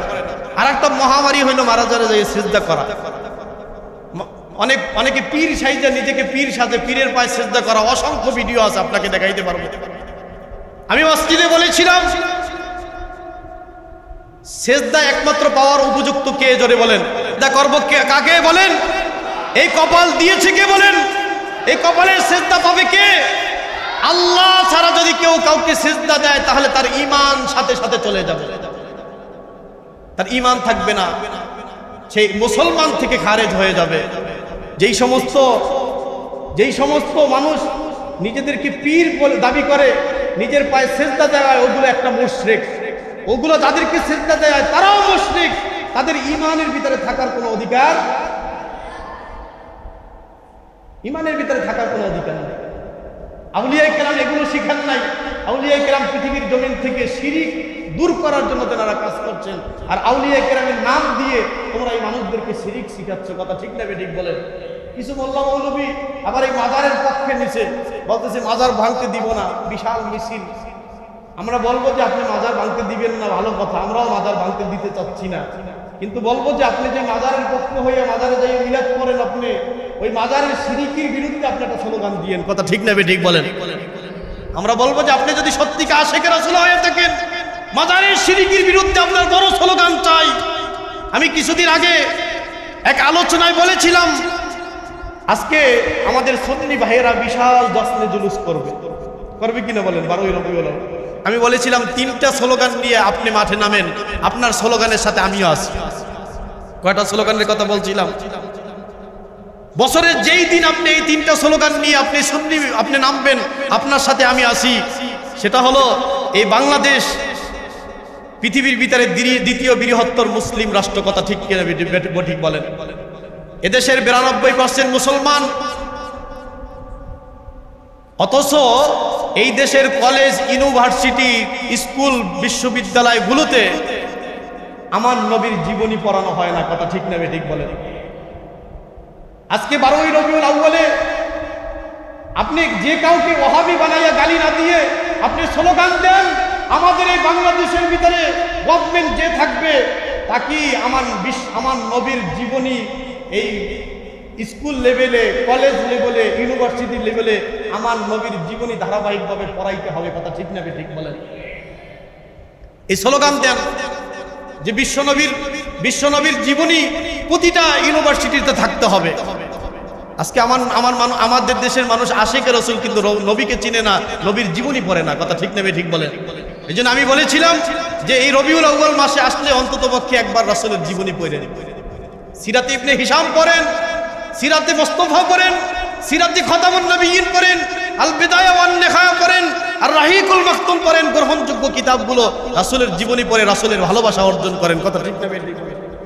দ্বিতীয় নম্বর আমি বলেছিলাম এই 92% মুসলমানের দেশে, যেখানে আমরা কলিজাত থেকে আমার নবীকে বেশি ভালোবাসি, কথা ঠিক না ঠিক বলে, সেখানে কাদিয়ানীরা কিভাবে আস্তানা করে। আপনারা লক্ষ লক্ষ মানুষ জশ্নে জুলুসের নামে একত্রিত হন, আপনারা স্লোগান দেন যে কাদিয়ানীদেরকে কাফের ঘোষণা করতে হবে, তাদেরকে অমুসলিম ঘোষণা করতে হবে। আপনাদের স্লোগানের সাথে আমরাও একমত, কথা ঠিক না ঠিক বলেন? তৃতীয় নম্বর আমি বলেছিলাম আজকে সরকার চেঞ্জ হয়েছে, স্বৈরাচারী সরকার পতন হয়েছে, কিন্তু নাস্তিক মুরতাদ কিন্তু দুইমা যায় নাই, তারা কিন্তু এখনো আছে, কথা ঠিক না ঠিক বলেন? আপনি নাস্তিকদের বলক দেখেন নাই, আমি দেখেছি। নাস্তিকরা পরিকল্পিতভাবে আমার নবীকে গালি দিতে থাকে, বিশেষ করে আম্মাদান আয়েশা সিদ্দিকা রাদিয়াল্লাহু তাআলা আনহাকে নিয়ে আমার রাসূলের সাথে মিলাইয়া যেই সমস্ত বাজে মন্তব্য তারা করে, সেগুলোর দিকে তাকাইতেও লজ্জা লাগে, তাকাইলে মনে হয় যে আমার ঈমান চলে যাবে, এমন বেশি ভয় অন্তরের ভিতরে কাজ করে। এরা হলো শাতিমে রাসূল, রাসূলকে কটূক্তিকারী। এই সমস্ত শাতিমে রাসূলের পৃথিবীতে থাকার কোনো ধরনের কোনো অধিকার নাই। যার উসিলায় আল্লাহ পাক রব্বুল আলামিন এই কায়নাতকে বানাইছেন, আদমকে বানাইছেন, সেই নবীকে যারা অস্বীকার করে তাদের এই দুনিয়াতে থাকার কোনো অধিকার আছে বলেন? আমরা বলি যে আপনারা বিশাল মিছিল করেন, মিছিলের ভিতরে স্লোগান দিয়েন যে আমার নবীর কটূক্তিকারীদেরকে ফাঁসিতে ঝুলানো হোক এবং ফাঁসির আইন এদেশে পাশ করা হোক, কথা ঠিক না ঠিক বলেন? আপনাদের এই দাবির সাথে আমরাও একমত হয়ে প্রয়োজনে আপনাদের সাথেও মিছিল করবো আমরা, কথা ঠিক না ঠিক বলেন? মুসলমান ভাইরা আমার, আজও আমরা দেখি বাংলাদেশ যখন দ্বিতীয়বার এই স্বাধীন হয়েছে, তখন দেখলাম যে কিছু নাস্তিক লেখালেখি করতেছে, তারা বলতেছে আমরা এখনো স্বাধীন হই নাই। নাস্তিকরা লিখতেছে যে আমরা কি হই নাই, স্বাধীন হই নাই। কেন স্বাধীন হন নাই? বলতেছে আমরা তখনই স্বাধীন হব যখন মুহাম্মদ সাল্লাল্লাহু আলাইহি সাল্লামকে নিয়ে গোপনে কটূক্তি করতে পারবো। নাউজুবিল্লাহ বলে নাস্তিকরা এই কথাগুলো লিখতেছে এই বাংলার জমিনে। আর তোমরা আশিক রাসূল বইলা বইলা আঙ্গুল চুষো বৈশা বৈশা, বড় বড় জশ্নে জুলুস করে আঙ্গুল চুষতে থাকো, যেই জমিনের ভিতরে নাস্তিকরা এই অধিকার এখনো চাচ্ছে যে মুহাম্মদুর রাসূলুল্লাহকে তেনারা গালি দেওয়ার অধিকার চায় স্বাধীনতার নামে। আমরা ওই সমস্ত নাস্তিকদেরকে কড়া ভাষায় বলতে চাই, তোমার মাকে কেউ গালি দেব, সেই স্বাধীনতা তুমি চাও কিনা আগে বলো। কথা ঠিক না ঠিক বলেন? ও নাস্তিক গোষ্ঠী, তোমাদেরকে আমরা হুঁশিয়ার করে দিয়ে বলতে চাই, তোমার মাকে কেউ গালি দেব সেটা তুমি চাও কিনা? তোমার মায়ের গালি যদি তোমার সহ্য না হয়, আমাদের কলিজা, আমরা যার জন্য আমাদের হায়াত যদি আল্লাহ 100 বার দেয়, 100 বার যার জন্য হায়াতকে কোরবান দিতে আমরা রাজি, কথা ঠিক না?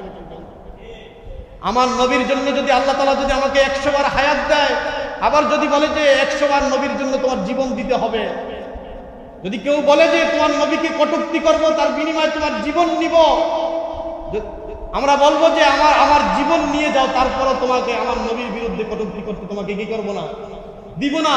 প্রয়োজনে আল্লাহ আবার হায়াত দিলে আবার আমি আমার জীবন দিয়ে দিব, আবার হায়াত দিলে আবার জীবন দিয়ে দিব, 100 বার হায়াত দিলে 100 বার জীবন দিয়ে দিব, তবু আমার নবীকে আমি কটূক্তি করতে দিব। অথচ নাস্তিকরা এই বাংলার জমিনে থেকে তেনারা আমার নবীকে কটূক্তি করার পারমিশন চায় ওপেনে। এতদিন তো গোপনে করতেছে, ওপেনে চায়, ওপেনে। ওই তোমাদের সুন্নিদের তো কোনো স্লোগান নাই, কেমন সুন্নি, কেমন আশিকে রাসূল, এগুলো আমাদের বুঝে আসে না। আশিকে রাসূল হলো হযরত আবু বকর সিদ্দিক রাদিয়াল্লাহু তাআলা আনহু। আবু বকর সিদ্দিক রাদিয়াল্লাহু তাআলা আনহু থেকে আশিকে রাসূল চিনো। রাসূল করিম সাল্লাল্লাহু আলাইহি ওয়াসাল্লামের ইন্তিকালের পরে কিছু মানুষ মুরতাদ হয়ে বলছিল আমরা যাকাত দিতে চাই না। হযরত আবু বকর সিদ্দিক রাদিয়াল্লাহু তাআলা আনহু দাঁড়ায় গেলেন, দাঁড়ায় বলতেছিলেন আয়ান কুসুদ্দিন ওয়া আনা হাই, দিন বিন্দু মাত্র দিনের কোনো ক্ষতি হবে আর আমি মুহাম্মদুর রাসূলুল্লাহ বেঁচে থাকবো, এটা হতে পারে না। সুবহানাল্লাহ বলেন। হযরতে হুযায়ফাতুল ইয়ামানী রাদিয়াল্লাহু তাআলা আনহু, আল্লাহর রাসূলের বিশিষ্ট সাহাবী, যেটাকে সিররুন নবী বলা হইতো, এই হুযায়ফাতুল ইয়ামানী রাদিয়াল্লাহু তাআলা আনহু তিনি পারস্যে গিয়েছিলেন সাহাবাদের বিশাল একটা জামাত নিয়ে। পারস্যের বাদশাহ তেনাদেরকে দাওয়াত করেছেন। সেই দাওয়াতের ভিতরে হুযায়ফাতুল ইয়ামানী রাদিয়াল্লাহু তাআলা আনহু তিনি রাসূলের সুন্নাতকে ভুলেন নাই। একটা সুন্নাতের জন্য তার কি পরিমাণ মায়া ছিল শোনেন। তেনাদের জন্য উঁচু জায়গায় খানার ব্যবস্থা করা হয়েছিল। হুযায়ফাতুল ইয়ামানী বলেছিল আমরা উঁচু জায়গায় খাই না, এটা আমার নবীর সুন্নাত না, আমরা সমতল জায়গায় খাই। তেনাদের জন্য সমতল জায়গায় খানার ব্যবস্থা করা হয়েছে। হঠাৎ করে হুযায়ফাতুল ইয়ামানী রাদিয়াল্লাহু তাআলা আনহু খানার একটা লোকমা পড়ে গিয়েছে, একটা টুকরা পড়ে গিয়েছে। তিনি সেটা হাতের ভিতরে তুললেন। তিনি যখন সেটা পরিষ্কার করে খাবেন, এমত অবস্থায় তেনার কয়েকজন সাথী সঙ্গীরা বলতেছেন এই পারস্যের যিনি বাদশা আছেন তিনি খানা পড়ে যাওয়ার পরে সেটা তুলে খাওয়াকে অভদ্রতা মনে করেন। তখন হুযায়ফা ইয়ামানী রাদিয়াল্লাহু তাআলা আনহু তিনি রাগান্বিত হয়ে গেছিলেন আর বলতেছিলেন যে আতরুকু সুন্নাত হাবিবি, আমার হাবিব আমার প্রিয় নবী সাল্লাল্লাহু আলাইহি সাল্লামের সুন্নাতকে আমি ছাইরে দিব ইনদা হাযিহিল হুমাকা, এই সমস্ত আহাম্মকদের সামনে। এই আহাম্মকদের জন্য আমি বাদশাকে আহাম্মক বলতেছি। তো তেনাদের কাছে ওই বাদশা জমা দেওয়ার কোনো টাইম ছিল না রাসূলের একটা সুন্নাতের সামনে। কথা ঠিক না বেঠিক বলেন? আর বর্তমান জামানার আশিকে রাসূলের সুন্নাত চিনি না। যদি বলা হয় খানার সুন্নাত বলে খানার সুন্নাত আবার কি, খাইলেই তো হয়।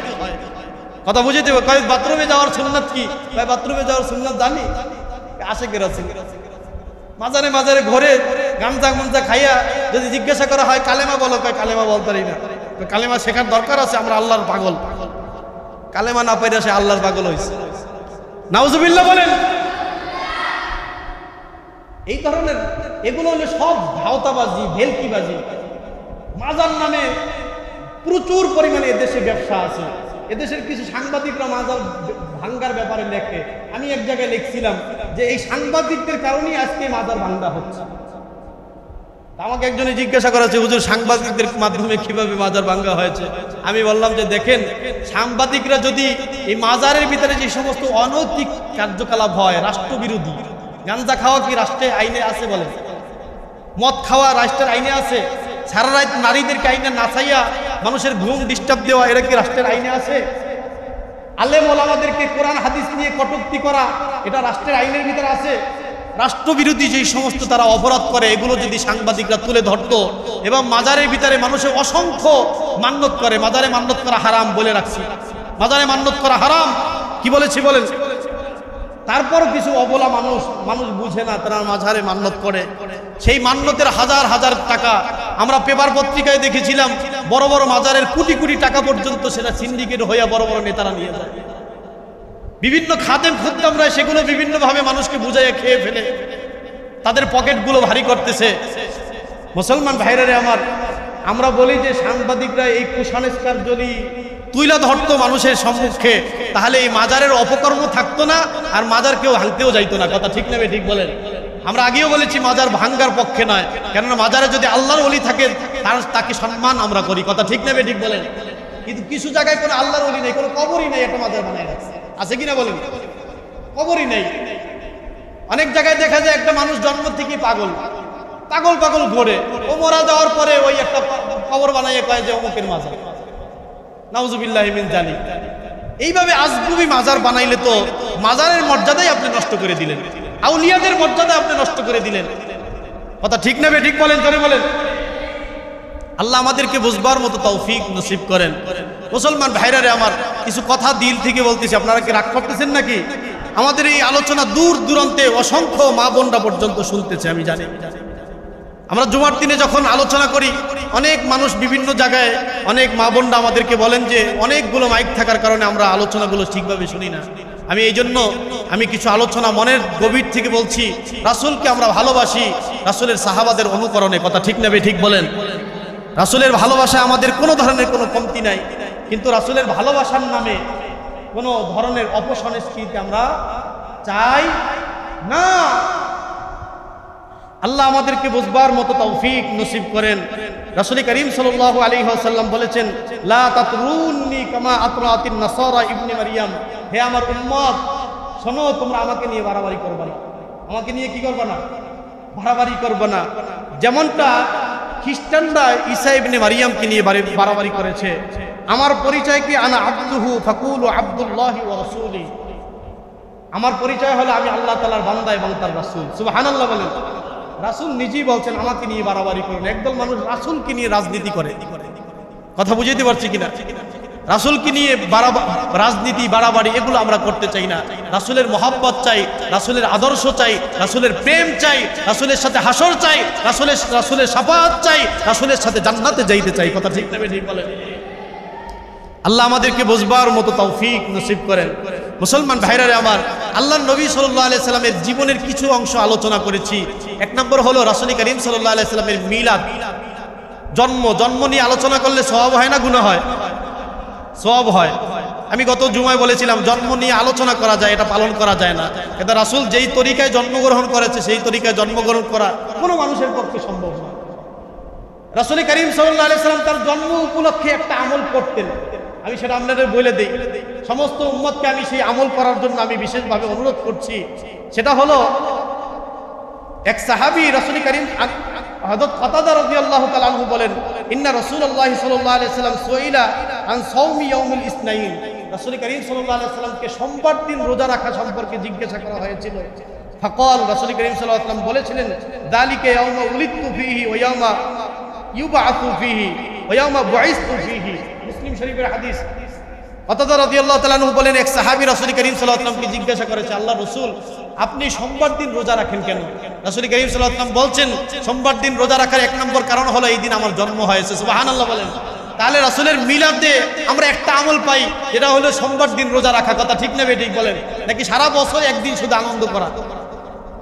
নাকি প্রতি সোমবার দিন রোজা রাখা? প্রতি সোমবার দিন রোজা রাখলে মাসে যদি 4টা সোমবার হয়, তাহলে সারা বছর আপনাকে 48টা সোমবার দিন রোজা রাখতে হবে। কথা ঠিক না ঠিক? আমরা সেই সুন্নাতের অনুসরণ করবো ইনশাআল্লাহ। আল্লাহ আমাদেরকে তৌফিক নসিব করেন। রাসূল করিম সাল্লাল্লাহু আলাইহি সাল্লামের জন্মটা এটাকে এর জন্ম সময় যে সমস্ত অলৌকিক ঘটনা ঘটেছে এগুলোকে এর হাসাদ বলা হয়, বিশেষ মুআজিজা বলা হয়। রাসূল করিম সাল্লাল্লাহু আলাইহি সাল্লামের আম্মা বলেন, আমার গর্ভে যখন মুহাম্মদুর রাসূলুল্লাহ ছিল তখন আমি গর্বের কষ্ট আমি অনুভব করি নাই। সুবহানাল্লাহ বলেন। আল্লাহ রাসূল সাল্লাল্লাহু আলাইহি সাল্লামের আম্মা বলেন, আমার গর্ভে যখন মুহাম্মদুর রাসূলুল্লাহ ছিল তখন দেখতাম আমার গর্ভের থেকে একটা আলো বিচ্ছুরিত হয়েছে। পৃথিবীর পশ্চিম প্রান্ত থেকে পূর্ব প্রান্ত, রোম পারস্যের প্রাসাদগুলো আল্লাহ আমাকে সচক্ষে দেখাইছে। সুবহানাল্লাহ বলেন। আমার নবীর আম্মা বলেন, যখন আমি মক্কা মদিনার জমিনের ভিতরে হেঁটে যাইতাম তখন হেঁটে যাওয়ার সময় পাথরগুলো আমাকে সালাম দিত। সুবহানাল্লাহ বলেন। পাথরগুলোর উপরে পাড়া দিলে পাথরগুলো মোমের মতো বইলে যেত। সুবহানাল্লাহ বলেন। আমার নবীর আম্মা বলেন, আমি যখন মুহাম্মদুর রাসূলুল্লাহকে ভূমিষ্ঠ করলাম তখন আমার ভূমিষ্ঠ করার কোনো কষ্ট হয় নাই। সুবহানাল্লাহ বলেন। আমার নবীর মিলাদ আলোচনা করলাম কিনা বলেন? এখন আমি নবী করিম সাল্লাল্লাহু আলাইহি সাল্লামের ওয়াফাতের সময়ের একটা আলোচনা করব অল্প সময়ের ভিতরে। কেননা এই মাসটা রাসূল করিম সাল্লাল্লাহু আলাইহি সাল্লামের জন্ম হয়েছে এই ব্যাপারে অনেক মতবিরোধ থাকলেও রাসূল করিম সাল্লাল্লাহু আলাইহি সাল্লামের মৃত্যু এই মাসে হয়েছে এই ব্যাপারে অধিকাংশ উলামায়ে কেরামের কোনো মতবিরোধ নাই। এবং এই মাসের সোমবার দিন 12ই রবিউল আউয়াল রাসূল করিম সাল্লাল্লাহু আলাইহি সাল্লামের ইন্তেকাল হয়েছে। রাসূল করিম সাল্লাল্লাহু আলাইহি সাল্লাম তার ইন্তেকালের 5 দিন পূর্বে, কয়দিন পূর্বে? কোন কোন বর্ণনা আছে রাসূল করিম সাল্লাল্লাহু আলাইহি সাল্লাম ইন্তেকালের 23 দিন পূর্ব থেকে, কেউ কেউ কম বেশি বলেছেন, রাসূল করিম সাল্লাল্লাহু আলাইহি সাল্লাম অসুস্থ ছিলেন। তো 5 দিন পূর্বে রাসূল করিম সাল্লাল্লাহু আলাইহি সাল্লাম কিছুটা সুস্থতা বোধ করছিলেন এবং সুস্থতা বোধ করে প্রিয় নবী সাল্লাল্লাহু আলাইহি ওয়াসাল্লাম মসজিদে নববীর মিম্বারে এসে বসছিলেন এবং সাহাবাদেরকে সর্বশেষ জীবনের যেই নসিহাতগুলো করেছিলেন সেই নসিহাতগুলো আমি মনে করি সমস্ত উম্মতের জানা থাকা দরকার। ও আমার আশিকে রাসূল মুসলমান ভাইয়েরা, তোমরাও ভালো করে শোনো। ও আমার মাজার ভক্ত ভাইয়েরা, তোমাদের সাথে আমাদের কোনো আদাওয়াতি নাই, দুশমনী নাই। ইসলামকে বুঝো, তারপরে মানো। আমার নবী জীবনের শেষ যে নসিহতগুলো করেছে এটা প্রতিটা মুসলমানের জানা থাকা দরকার। আমার নবী জীবনের শেষ যেই বৈঠক করেছিল সেখানে বলেছিল, আল্লাহ হে আমার উম্মত, তোমরা সাবধান। ওয়া ইন্না মান কানা ক্বাবলাকুম কানু ইয়াত্তাখিযুনা কুবুর আমবিয়াইহিম ওয়া সালাহিহিম মাসজিদা। ও আমার উম্মত, আমাদের পূর্বে যত নবীর উম্মতরা ছিল তারা গোমরাহ হওয়ার পিছনে একটা কারণ ছিল, তারা নবীদের কবরগুলোকে সিজদার জায়গা বানাইতো। কি বানাইতো? নবীদের কবরগুলোকে তারা কি বানাইতো? সিজদার জায়গা বানাইতো। এবং বড় বড় আউলিয়া কেরামের কবরগুলোকে সিজদার জায়গা বানাইতো। এই জন্য তারা ধ্বংস হয়ে গেছে। আলা সাবধান, ফালা তাত্তাখিযুল কুবুরা মসজিদা। সাবধান, তোমরা আমার কবরকে তোমরা মসজিদ সিজদার জায়গা কি করবা না, বানাবা না। তারপরে রাসূল করিম সাল্লাল্লাহু আলাইহি ওয়াসাল্লাম বলেন, লানাল্লাহুল ইয়াহুদা ওয়ান নাসারা ইত্তাখিযু কুবুর আমবিয়াইহিম মাসাজিদ মাসজিদা। আল্লাহ পাক রব্বুল আলামিনের লানত বর্ষিত হোক ইহুদ এবং নাসারাদের উপরে, খ্রিস্টান এবং ইহুদিদের উপরে, কেননা তারা নবীদের কবরগুলোকে তারা কি বানাইছে? সিজদার জায়গা বানাইছেন। তারপরে রাসূল করিম সাল্লাল্লাহু আলাইহি সাল্লাম জীবনের শেষ নসিহতগুলোর ভিতরে আরেকটা নসিহত করেছেন, ওয়ালামু, আমার উম্মত জেনে রাখো, আমার উম্মত জেনে রাখো, আন্না শিরারান নাস আল্লাযীনা ইয়াত্তাখিযুনাল কুবুর আমবিয়াইহিম মাসাজিদা। আমার উম্মতের ভিতরে সবচেয়ে নিকৃষ্ট হইল ওই সমস্ত ব্যক্তিরা যারা নবীদের কবরগুলোকে কি বানায়? সিজদার জায়গা বানায়, সিজদার জায়গা বানায়। তো নবীদের কবরে যদি সিজদা না যায়, তোমার মতো পাগল যে রাস্তায় ঘুরে ঘুরে বেড়াইছে, জীবনে এক ওয়াক্ত নামাজ পড়ো নাই, তার কবরে সিজদা দেওয়া কিভাবে জায়েজ হবে? কোন তাজিমে সিজদা আর কি সব কথাবার্তা, আজগুবি কথাবার্তা বলতেছো। আজগুবি কথা বলতে হইলে খ্রিস্টান ধর্মে চলে যাও, আমাদের আপত্তি নাই, কিন্তু তুমি মুসলমান ধর্মের ভিতরে আইসা ইসলামের বিরোধী কোনো কথা বলতে পারবা না। আল্লাহ আমাদেরকে বুঝবার তৌফিক নসিব করেন। অন্য এক হাদিসের ভিতরে আছে রাসূল করিম সাল্লাল্লাহু আলাইহি সাল্লাম তার বিদায়ী যেই ভাষণগুলো সাহাবাদেরকে দিয়েছিলেন, বিদায়ী নসিহত, সেখানে বলেছিলেন, লা তাত্তাখিযু কবরি ঈদান। ভালো করে বোঝেন, ও আমার সাহাবারা, আমার কবরকে তোমরা ওরসের জায়গা বানাবা না।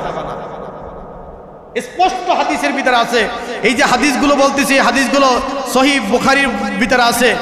তারপরে এই হাদিসগুলো মুসলিম শরীফের ভিতরে আছে, মুয়াত্তা ইবনে মালিকের ভিতরে আছে, মুসনাদে আহমদের ভিতরে আছে এবং ফতহুল বারীর ভিতরে এই হাদিসগুলো উল্লেখ করা হয়েছে। রাসূল করিম সাল্লাল্লাহু আলাইহি ওয়াসাল্লাম বলেছেন, লা তাত্তাখিযু কবরি ঈদান, আমার কবরকে আনন্দের জায়গা, ওরসের জায়গা বানাবা না। কে বলছেন? রাসূল বলেছেন।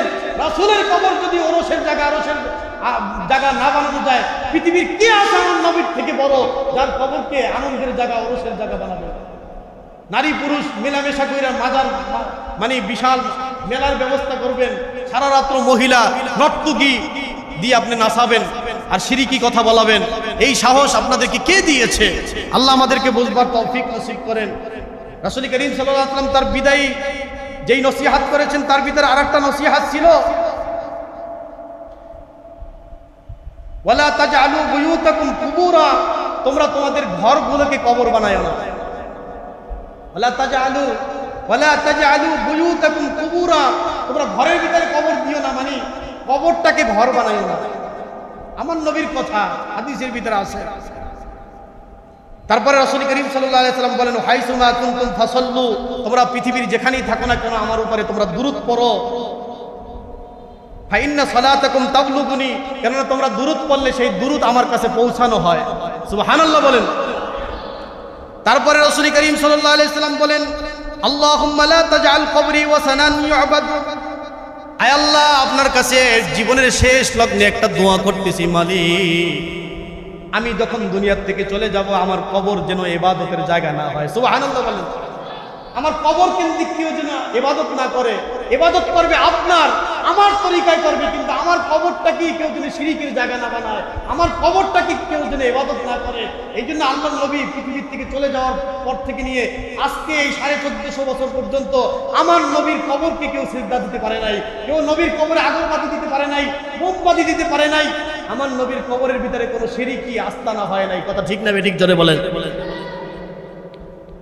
তারপরে রাসূল করিম সাল্লাল্লাহু আলাইহি সাল্লাম বলেছেন, ইস্তাদা গাযাবুল্লাহি আলা কওমিন ইত্তাকিদু কুবুর আমবিয়াইহিম মাসজিদা। আল্লাহ তাআলার সবচেয়ে কঠিন শাস্তি তাদের উপরে আরোপিত হবে যারা নবীদের কবরকে সিজদার জায়গা বানায়। নবীদের কবর সেখানে সিজদার জায়গা বানা যায় না। মুসলমান আমার ভাইয়েরা, আপনারা আমাদের বন্ধু, আমরা একই সাথে জান্নাতে যেতে চাই, আল্লাহর নবীর হাতে হাউজে কাউসারের পানি পান করতে চাই, আল্লাহর নবীর সুপারিশ চাই। আসেন আমরা আল্লাহর কোরআনকে মেনে নেই, আল্লাহর নবীর হাদিসকে মেনে নেই, ফুকাহায়ে কেরামের যেই সমস্ত উসুল আছে সেইগুলো আমরা মেনে নেই। কথা ঠিক না বেঠিক বলেন। আল্লাহ আমাদেরকে বুঝবার মতো তৌফিক নসিব করেন। অনেকগুলো কথা মনের ভিতরে ব্যথা, সেগুলো আপনাদের সামনে পেশ করলাম। আল্লাহ পুরা এলাকাবাসী মুসলমানদেরকে শিরিক কুফর মুক্ত ঈমান দান করেন, বেদাত মুক্ত আমল দান করেন। আল্লাহ রসুলের শাস্তা আশিক আল্লাহ তাআলা সকলকে বানায় দেন। সকলে বলুন আমিন। সকলে দুরূদ শরীফ পড়ি। আল্লাহুম্মা সাল্লি আলা মুহাম্মাদিন ওয়া আলা আলি মুহাম্মাদ ওয়া আনজিলহুল মাকআদাল মুকাররাবা ইনদাকা ইয়াউমাল কিয়ামা।